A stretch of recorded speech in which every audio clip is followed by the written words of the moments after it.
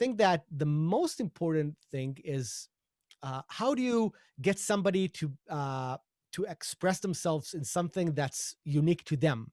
Focus on love, love what's in focus. Aim for above because the ceiling's bogus. Focus on love, love what's in focus. Aim for above because the ceiling is bogus. Focus on love. Hey, Eyal, thank you for joining me today. I'm David. I reached out to you on LinkedIn, and I'm really curious to hear more about, your experience. It seems like you've done some really cool stuff making plugins, as well as, working in as a musician and working in other things in music. So I want to hear more about that. Brilliant. Hey, what's going on? So I've been a musician for years. I had my all my bands and productions and stuff. I've had my prog music that I was posting online and stuff like that. And then about 5-6 years ago, I started to become a plugin programmer after I was very interested in music technology for quite a while. Nice. Let me why don't I share my screen and show you, Oh yeah, that's a great idea. There you go. So this is my first major work for in the plugin world, or for this company called Waves, one of the big plugin companies. They make a lot of great stuff, and I was working on a bunch of different plugins, but the ones I'm more interested in, naturally, are ones that I was the designer for. So these are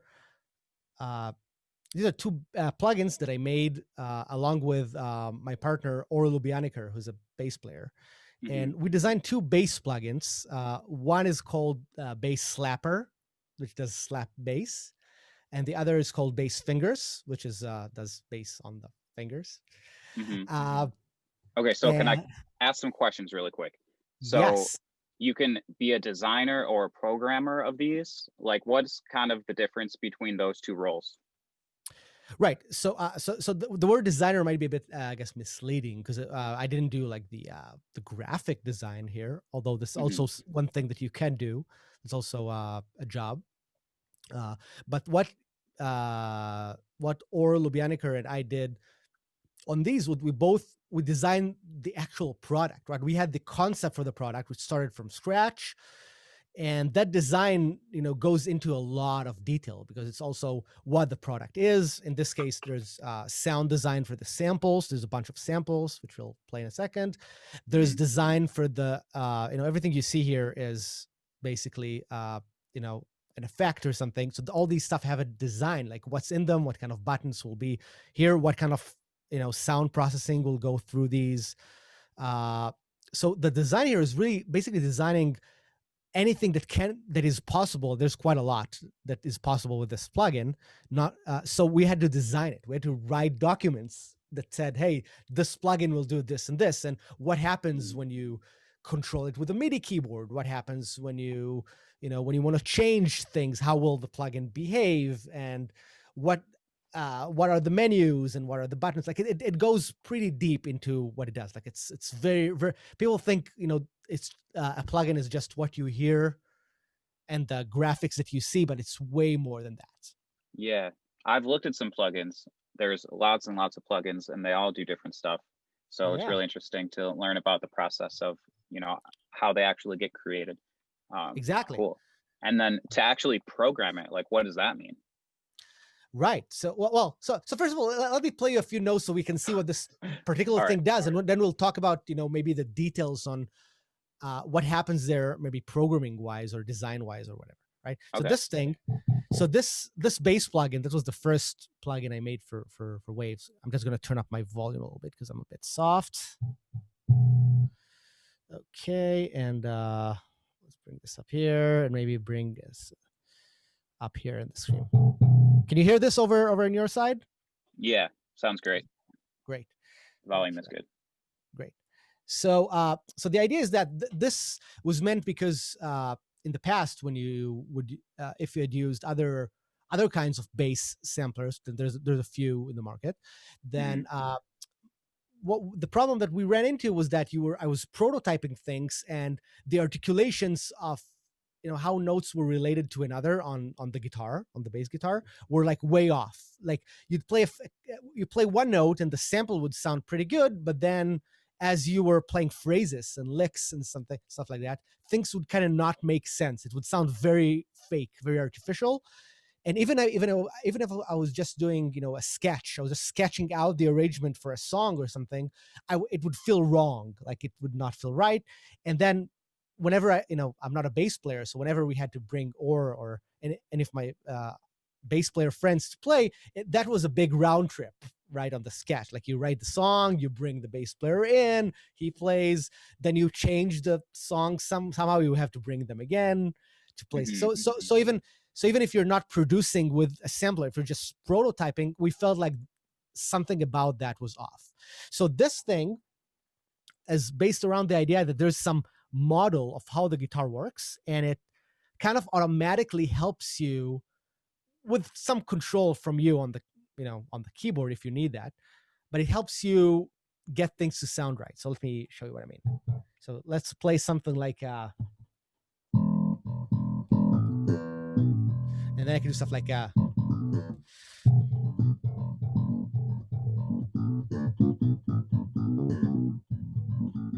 so oh, here we go. That's what I was looking to do. So I can do stuff like that. What are you playing with right now? Like your computer keyboard? Yeah, it's just my MIDI keyboard. It's under my I think you don't see it, but for example, stuff like that, right? So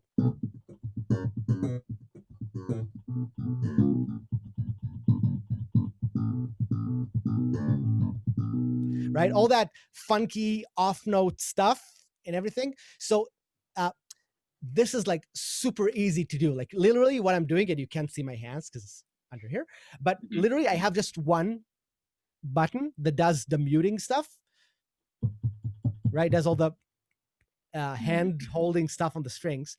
And if I'm keeping this thing pressed and I keep the notes playing, like I'm playing some notes, and I keep this thing pressed,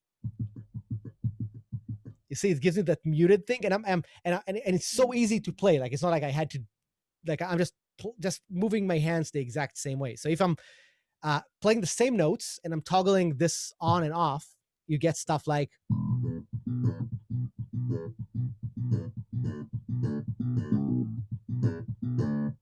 right. So you can immediately get something pretty contextual. You can get something kind of funky sounding. And the idea is that this works because it really models the way the left hand works. This red thing here kind of represents how the left hand of a player works. So it immediately knows what's going on or what would have been going on in a real guitar, in a real bass guitar. So like if I'm playing something like this, like a note, and then I'm going up, it knows that I'm on the same string. So it gives me like this, hammer on, pull offs.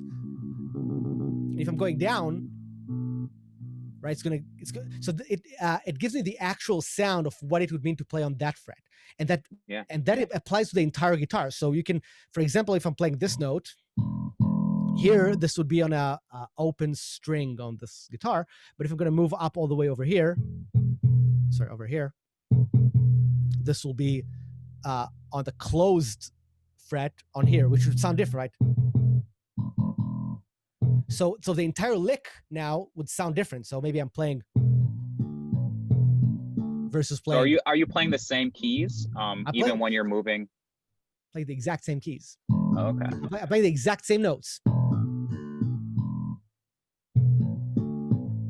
And that's cool because now you can do stuff that players do in real life, which is they will adjust their playing or where they are according to like the key of the song or something, right? Because the key means a different hand position, and the hand position is actually where the sound is. That's what gets the instrument to sound correct.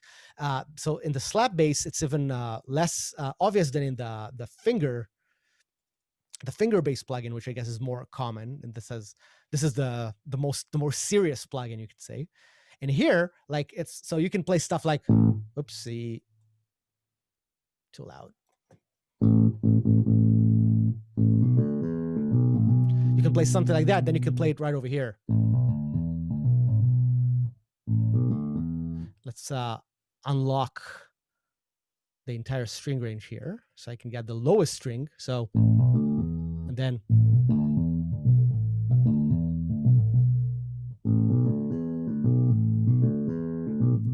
right. So the idea is that, and I'm just playing the same notes. My hands are not changing. I'm playing the same thing, but it's almost like I switched the guitar from doing this. Yeah, it right? sounds pretty realistic. Yeah, and my idea was that I wanted people to be exposed to all these possibilities on the guitar, right? I wanted them to. I didn't want you to be able to like do like all these complicated note mappings and change your playing style. I want basically players to be able to say, oh, I have notes because this is my song, these are my bass notes, and then let's explore, let's see what it would sound like over here or over here or over here, and just kind of grab, kind of be influenced by this without bringing a player to play every variation, because that's really the magic of how real players do that. They find the right place in the guitar where it shines and resonates and everything. Cool. So programming this kind of thing, and you asked about that. Yeah. So yeah, that was great. So that's a great demonstration of what the actual thing looks like. And then I'm really curious, like, how does someone even do that? Like, what does it mean to like create that? Yeah, it's so interesting. So there's a bunch of parts. So surprisingly, the first part is as non-technology as can be. Like the first part is sitting down. In this case, me and Or Lubyanik, who's the bass player who recorded this. So we were sitting together and we were trying to figure out what do we want things to sound like, right? So for example, I would ask him stuff like, hey, let's say we're playing, we're in the key of E minor and we have this lick, and I would play him a lick, and I ask him, how would you play that? And like, oh, I can do this, and I can do this, and I can do this. So, and we started to just write down on a piece of paper, what does it mean to have all these options? Like you have to, and this is the most interesting part of our development. Like it's all about defining things that happen in reality anyway, that we want to be that way, and we give them names, right? Like and it's sometimes hard to find a name for something you automatically do. Like how do you define moving your fingers in a certain way on the guitar? Yeah. Like what does it mean? How do you define the choice you're making? Because you're making a choice somehow. You're saying, oh, do I want it here? Do I want it here? Sometimes the choice is kind of it's not something you do consciously. Like for example, on a guitar, you go to the closest note. You just go to where it's close. You go because your hand cannot stretch, super far to get to some note that's way more to the right on the neck of the guitar. You're like, okay, I need this note. Where is the closest place? Okay, go here, right? Yeah, it's like just convenient. It's convenient. Yeah, that's how physically our body works. It's looking for the easiest option, right? Right. So how can we tell the computer to do that? Let's define the process that the player had to do to get to that note. So maybe they immediately thought about how long their hand is. Maybe they learned a technical position. Maybe there's a rule saying, from this note you go to this, right? So there's all these like decisions, and you map it all down. And same thing goes to different effects. So we would have to ask, okay, what kind of effects are common for a bass player? What would go first? What would go last? Like we kind of wanted to. Of course, every effect is possible, but there's some common ones, right, that the bass player would pull out and bring to the session. So a lot of this is those kind of decisions, is defining stuff. And when you go to code, and code is a big topic. I love to talk about code, but code is trying to break all these definitions down into more of how the computer works, right? Because in this case, it's an instrument, so we get input from a MIDI keyboard. The user presses some stuff, and we're trying to see, okay, we got that information.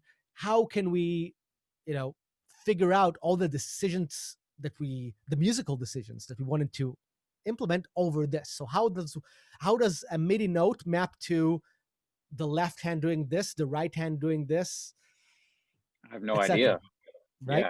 Yeah. But that's pretty much it. Like it's pretty much sitting down and trying to map events and musical events and also mouse events if the user changed something, whatever, into musical stuff. And there's if you want to go, mathematically, there's all these uh, dimensions that you have to talk about. Like if you're in audio, you're running in samples. If you're in MIDI, you're getting all these let's call them interrupts. You get an event during the audio playback that says, hey, after 3 seconds of audio, the user clicked something. So you want to do it, kind of process it at the right time too, right? So that Yeah. it's not like there's no latency or something that does not feel real time on the playback. Exactly. Seems hard. Like, so what, like, are there, so are you using like libraries for this? Or like, I don't know, getting like into the specifics, like how do you actually do that? So you're like listening to events and then you're doing some code and then, but like sound is coming out. Like, how does that happen? Right. So there's obviously some libraries, right? So for example, Waves have their own library that deals with all the plugin infrastructure, because if it's a plugin, it needs to talk to the host, right? Whatever the DAW, the Ableton Live or Cubase or Logic or whatever. So there's that part. Like there's some communication scheme that's agreed upon about how this works. Otherwise, you could not do plugins. So there's some. So the host will call you with what. Basically, the host calls you with the when it's time to process something. Like the host says, "Here's now it's time. It's that we have a buffer size of 64 samples or whatever. Here are the samples, and here's the MIDI that came in. Now you do stuff with it." So there's some, there's always some library that does this. Now I'm using an open source library called Juice that does that. Then there's a bunch of documentation online now on how to do that. At Waves, they had their own library that was kind of nothing open source, but that did this pretty much the same things in terms of talking to the host, talking to the operating system sometimes, because you want to make sure that that the user clicked something, then you want to get that event. These are pretty much standard application stuff. Yeah. And then the interesting stuff is what you're doing with that, right? That's where the plugin becomes interesting, because the interesting stuff is that, okay, now I'm trying to see how can I interpret what happens in this domain, which is quite limited of a block of time. And that's pretty much it. Like sound is a block of time, very, very small block of time. It's fractions of a second. And you get everything that happens that the host gave you when you loaded the track into the host, into Ableton Live. You get that information, and you're now supposed to either generate or replace the information, or both, right? And you do that based on everything the user set up in the GUI, in the window. So you build this communication layer between the two. You have to make sure that the user changed the slider over here, that you're reading it on the other side in another time, and then you process the events and do that. So in the lowest of levels, there's a chunk of memory that you get and a chunk of memory that you put out. But you build a bunch of stuff above that, so that it does something interesting and useful, and not just taking the same thing in and putting it out. Wow, super interesting. Okay, so we're at the end of the time that we had booked here, but do you have like a few more minutes, like 10 minutes? No, I'm around. I have time. Yeah. Okay, cool. I'm curious to hear more about. That was super interesting, by the way. Thank you. Sure. I'm curious to hear more about like what you plan on doing next. So I saw you made a post on LinkedIn about you're doing like a life transition, work transition. Could you tell me a little bit more about that? Yeah. So I was for the last almost 2 years, I was working for this great company called Xfer. and I was there was a great opportunity for me. I did a lot of stuff there, and after a few years of working for other people's companies, I felt like it was time for me to start my own thing. Hmm. Uh, I have obviously I always have ideas on what I want to do, and I feel like now would be a good time for me to build the whole thing from ground up myself, right? Just perhaps I'll partner with people, but I want things to kind of be in my or inspired by my uh what's the word by my passion, right? If you can call it this way, because I feel like there's a bunch of uh problems that I feel like could be solved better, and I'm still not sure what the perfect solution is, but I feel like I have some of the solutions that will Hmm. make musicians' life, a bit better and more creative and more fluid and more natural Yeah, or totally. I something. love that.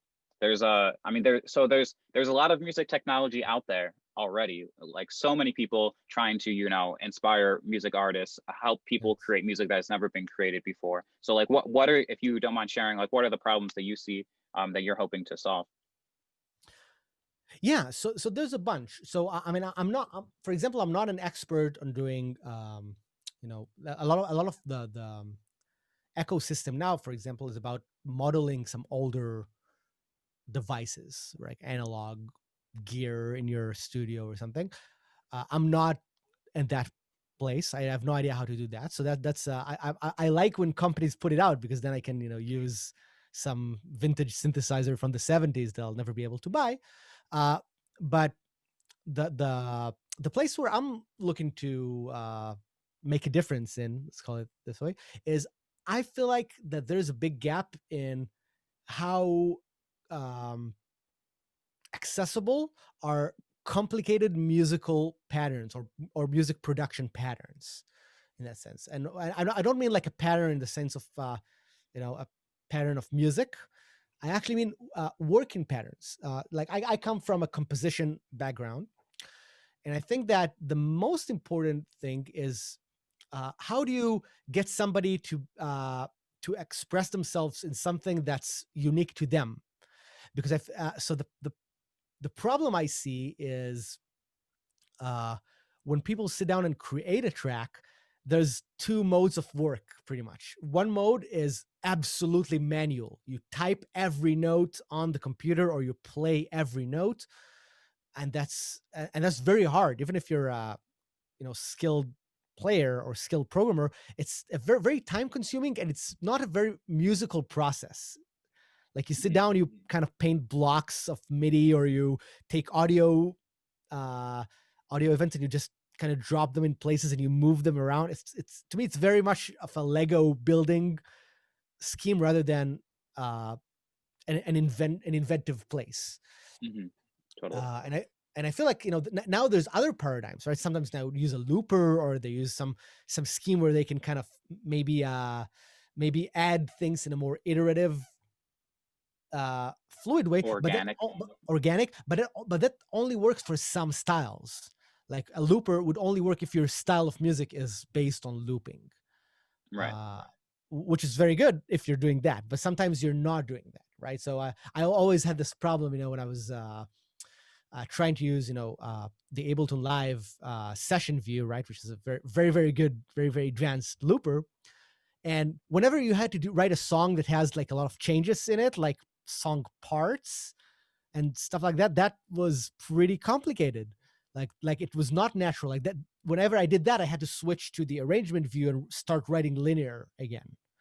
Hmm. And again, you're back to the point of drawing notes and recording each part separately, and it's and I feel like that whole process is very very detached from a musician's way of thinking.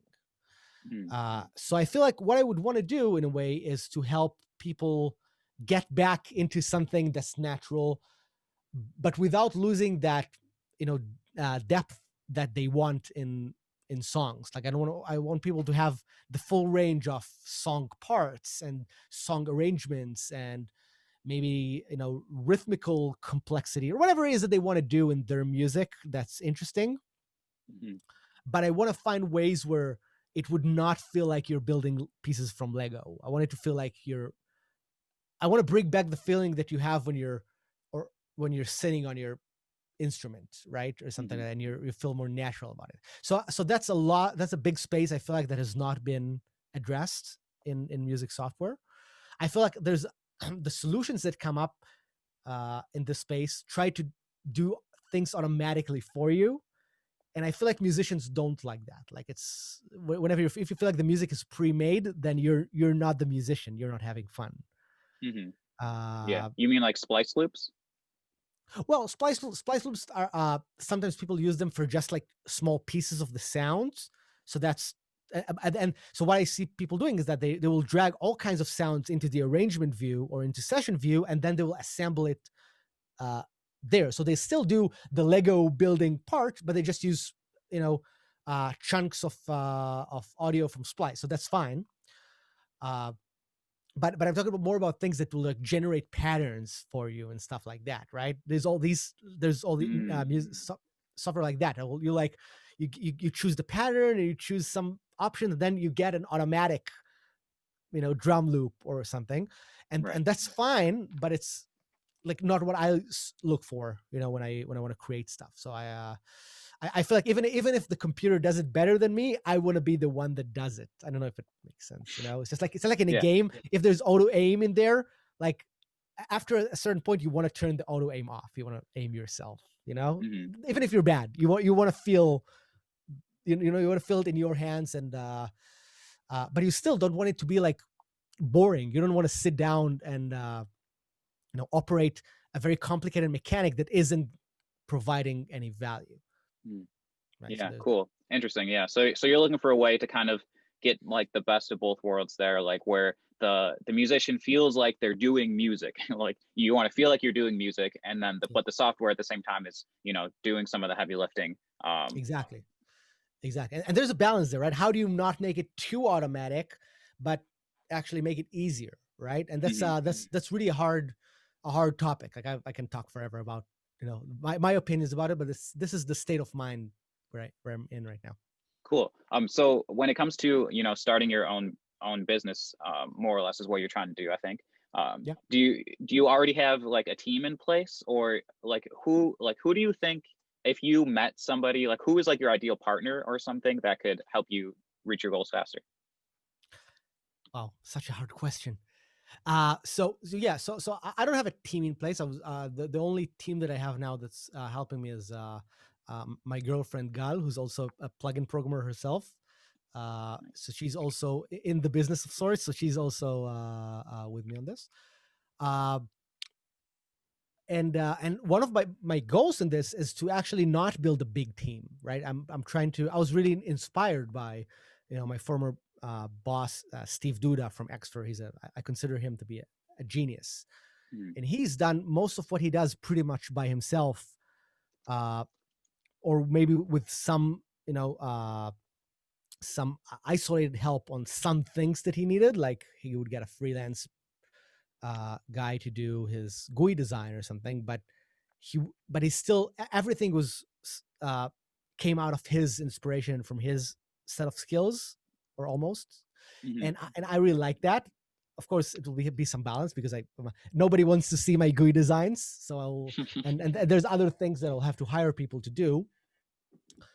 But I'm trying to keep it in a way small, so that it will be very focused, because I felt that in some companies, as you grow and add more people, then there's the company infrastructure itself can sometimes slow you down, right? Having that said, I am looking for for people to partner up on specific things. I guess my ideal partner would be somebody who's either a musician who has an amazing insight on technology, right? And it's hard to find those, right? Find those who are like very into it, like they care about what would that knob do when you move it, like it's important to them. They feel a connection to the little things on the screen or on their devices. So I feel like I would want that passion if I find the person. uh, and I would want somebody who would be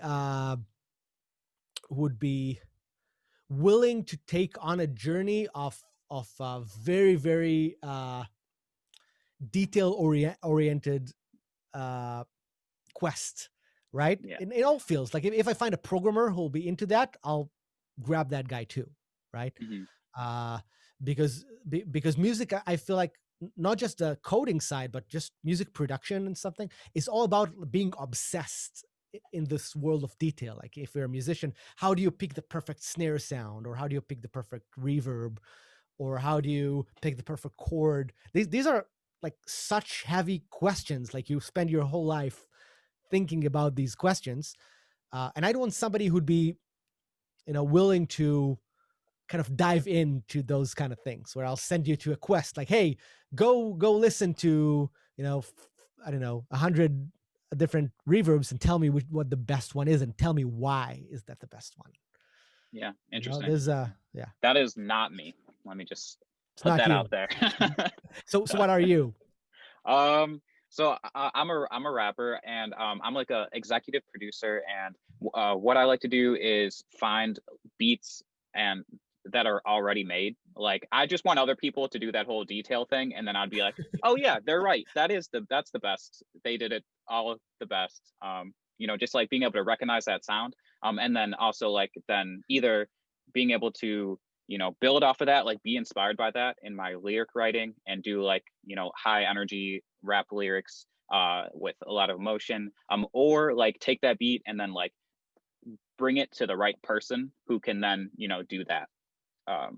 So So yeah. let me ask you that, right? How long are you spending on the lyric parts? It varies a lot.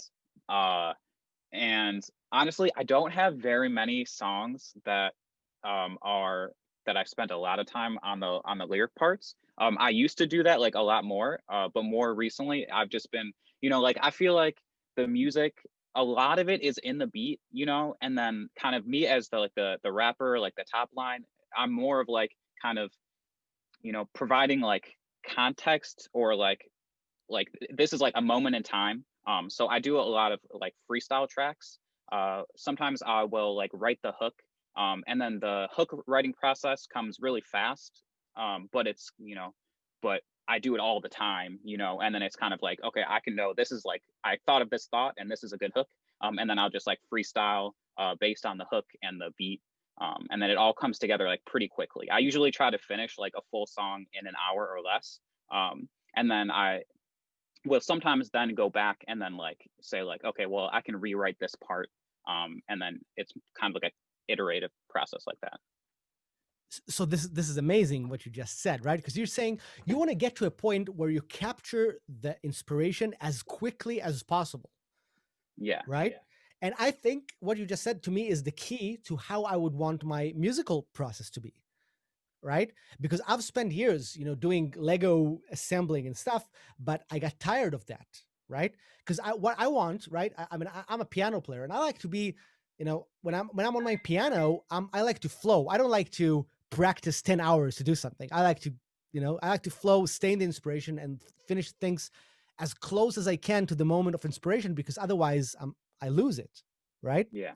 And I'm Exactly. totally in that headspace. I feel like that's how music should be. Music should be, and that's why when you're saying you want to finish things in an hour, I think this is perfect. Like to me, this is exactly what I want. The detail oriented part, I think, should be around that. It should not be the music creativity part, because Mm-hmm. if you just spend too long on detail while you're doing music, you get burned out. Yeah. Yeah. Exactly. Yeah. So you kind Yeah. of need to do the detail part, or the detail part like is what facilitates that quick inspiration later. Exactly. And I don't know how freestyle rappers do that. Sounds pretty amazing to me, actually. But I know that for example, a lot of my friends are in the jazz world, right? And in Mhm. jazz, the way you do it is that Similar. you practice the technicality stuff, like you practice the scales and the chords, whatever, but you practice so that in a real live show, you will improvise, right? You will not have to pre-think it. You will just have all the skills so that you can bring it up on the spot. And I like that mentality, because I think it's better than sitting for days and finding the right note for your song. Right. Yeah, totally. Yeah, same thing. Like freestyle rap, very similar. You like practice those like word associations or like memorizing rhymes, and then there's all kinds of like lyrical tools. You can think about like literary tools. Like if you're writing a poem, you might do like metaphor, or I don't know. Also just like different ways of structuring like a stanza. You could have like 2 rhymes and 1 rhyme, or like stuff like that, and then you like practice that, so then when you freestyle, it all just like comes naturally and you can improvise there. Exactly. And I find it's a very balanced way to live also, because I think it's much easier mentally to say, okay, well, maybe I'm spending, whatever, 5 hours a day doing lyrical exercises, right? Because it's just like you're doing physical exercises, right? It's just like something you do for your skill and your quality of life and understanding of this field. But then, whenever inspiration strikes, you're ready to go. There's no holding back. I feel like that's how music should be. And I feel like I feel like it works for people who do things live. And when you go to the computer to produce music, that's where we take so long to do something. It becomes a drag, right? Right. And I like that it isn't a drag. I wanted to switch it so that it's closer to what you're doing than what I used to do. Let's call it this way. Nice. Yeah, that sounds great. I love that. That's I'm wishing you luck. No, thank you. Cool. And if you have a little bit of more time, I want to close things out with just a couple more questions. Yeah, one of them is, so do you have music out? Are you a musical artist, and do you plan on making more music, or is that on the back burner, or do you have music out? Yeah, so I have a lot of music out. You can search for me on YouTube or Spotify or whatever. I've had this band called Project RNL, which is like a progressive rock band, and I've also made a bunch of music under my name, which is all in that area. Let's call it progressive rock fusion, weird songwriting. I don't know, stuff like that. Eyal Amir. Yeah. And then you're on Spotify. Yeah. Stuff like that. Yeah. YouTube. Yeah. Spotify. I guess the album that you want to find is the Project RNL album. Okay. That would be a more serious album that I was involved in. What is the name of the album? Oh, it's called Internet Releases. That sounds funny, but it was because we started out as a YouTube-based band, which was now sounds a very regular thing, but was not a regular thing when we started in 2009. Mm-hmm. 2009. YouTube was 2004. Something like that, right? But I remember when we started, it was very unique that we'd have this band that only existed on YouTube. We didn't play any live shows back then. It was just a bunch of stuff for YouTube. So that was a very newish concept. Now it's a very common concept. Nobody cares about it. It sounds very boring, but this is the album that we made. It was released, I want to say 2017 or something. It was like a collection of things we've done in the previous years, and then with a lot of different musicians and stuff, and it was pretty cool. And and now I have this other band. We haven't released any albums. We just have some tracks.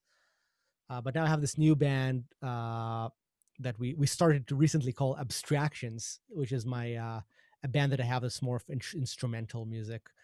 But this is just the stuff that I've been doing. And it's so interesting that lately I've been doing more and more technology stuff, and my music releases are very sporadic. Like I'm not constantly releasing anything. Mm-hmm. But whenever I do release something, I definitely want to be enjoying it more than I used to when I was releasing a video or whatever every couple of weeks.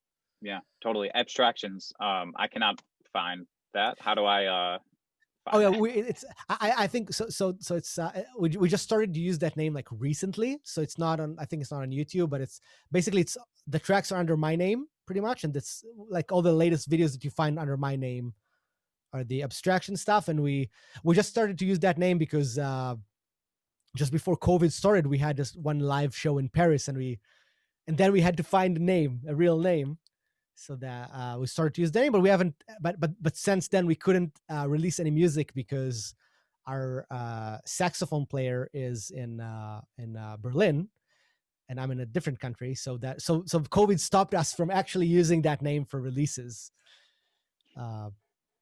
Because unlike my previous band, Abstractions are a live band. Like we only play live in the same room. Nice. So we're not able to fly, to other countries. So you got youtube.com/Eyal Amir Music. That's you, right? Yep, that's cool. me. All right, and then the last question I have.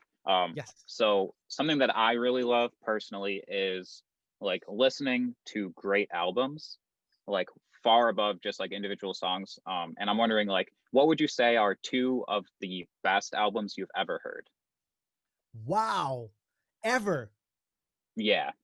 Ever. Or recently. Okay. I don't know. Just 2 great albums, like really, really great ones. Okay. All right. I'm going to have to really focus to give you the right ends. Even 2 is so hard, right? Okay. The first album I'm going to say that'll be an interesting choice. The first album has to be, this is going to be the weirdest choice you're probably going to hear, but this is Bela Bartok's Concerto for Orchestra, and conducted by Sholti.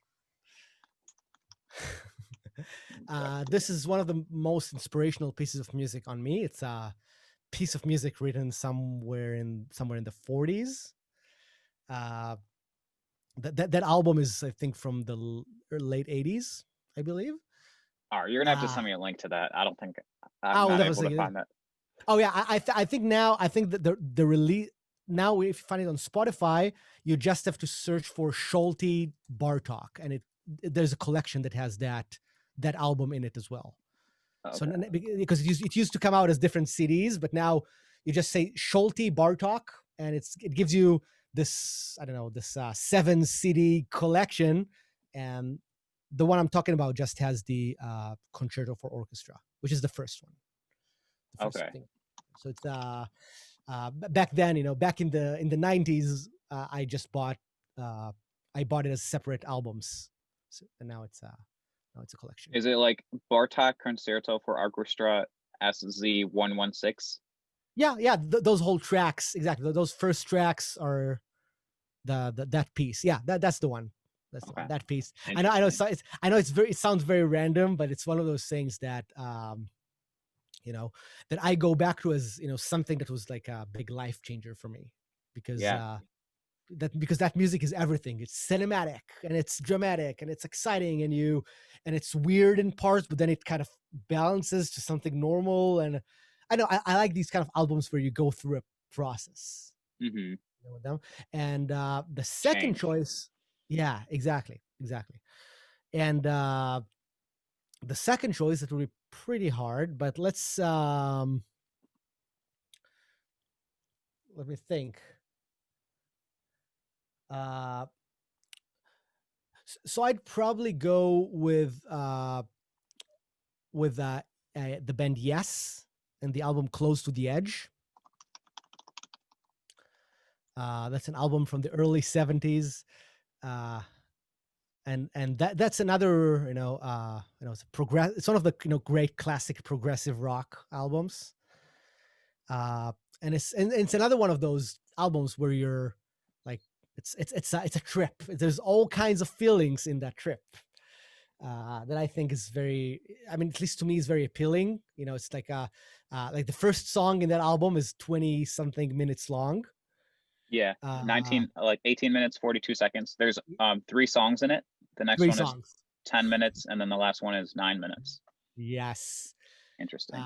We progressive rock guys. We like the long songs. But I like it because I like albums that would you would listen to nonstop. And to this day, this is what I like. Like I like that. Exactly. Yeah. All the way through. All the way through, and there's some theme that's happening, and there's an atmosphere and sounds, and and I feel like you only get it after you've heard it a couple of times, so it's, I don't know, this is really my area. Sweet. Awesome. I am very much looking forward to listening to both of those. I would see, this is like, I would never listen to either of those on my own. So that's why I love that question. I'm looking forward to it.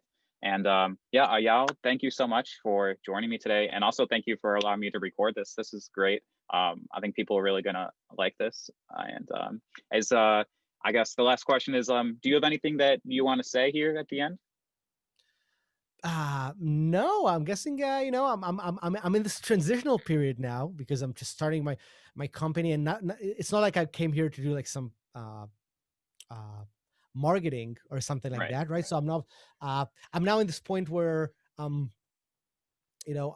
not sure exactly what my products will look like and what my music will look like. So I'm not sure exactly what to put out over there. And I'm really happy that someone like you reached out, and we've had this chance to talk about this as it was happening, right?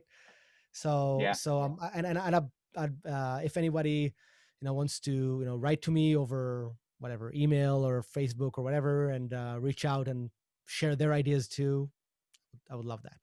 Cool. And then, you had a band that was totally on YouTube, so I assume you're generally pretty easy to find online, Yeah, you can find me. and Find, I can look, put some links in the description as well. Make it easy. Awesome. Thank you so much. thank you. Yeah, I guess we can end it there. And All right. I hope you have a great day. Thank you. Thank you so much for joining me here. This was great. Sure. All So, right. Take care. talk soon. Bye. Bye. Focus on love, love what's in focus. Aim for above because the ceiling's bogus. Focus on love, love what's in focus. Aim for above because the ceiling is bogus. Focus on love, love what's in focus. Aim for above because the ceiling's bogus. Focus on love, love what's in focus. Aim for above because the ceiling is bogus. I wanna lay down a never-ending road. We never go to